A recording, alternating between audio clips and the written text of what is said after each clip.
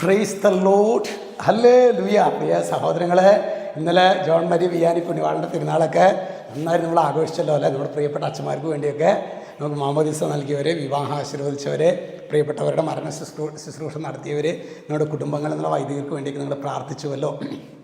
ഇന്ന് നമ്മൾ ധ്യാനിക്കുന്നത് ദാനിയേലിൻ്റെ പുസ്തകത്തിലെ 14-ാമത്തെ അധ്യായം 25-ാമത്തെ തിരുവചനം. അവിടെ ദാനിയേൽ പറയാണ്, ദാനിയേൽ പറഞ്ഞു, ഞാൻ എൻ്റെ ദൈവമായ കർത്താവിനെ ആരാധിക്കും, കാരണം അവിടെ നിന്നാണ് ജീവിക്കുന്ന ദൈവം. ഞാൻ ദൈവമായ കർത്താവിനെ ആരാധിക്കും, കാരണം എന്താ, അവിടുന്ന് ജീവിക്കുന്ന ദൈവമാണ്.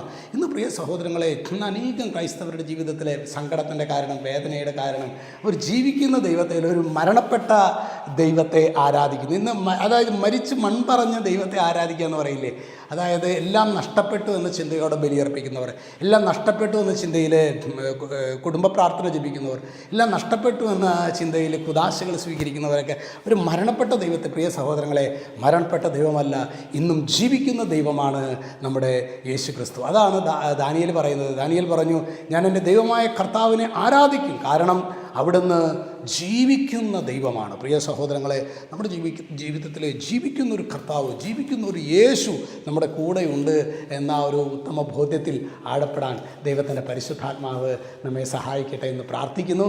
രക്ഷിതാവായ യേശു ക്രിസ്തുവിൻ്റെ നാമത്തിൽ അനുഗ്രഹിക്കുന്നു, ഇപ്പോഴും എപ്പോഴും എന്നേക്കും. ആമേൻ.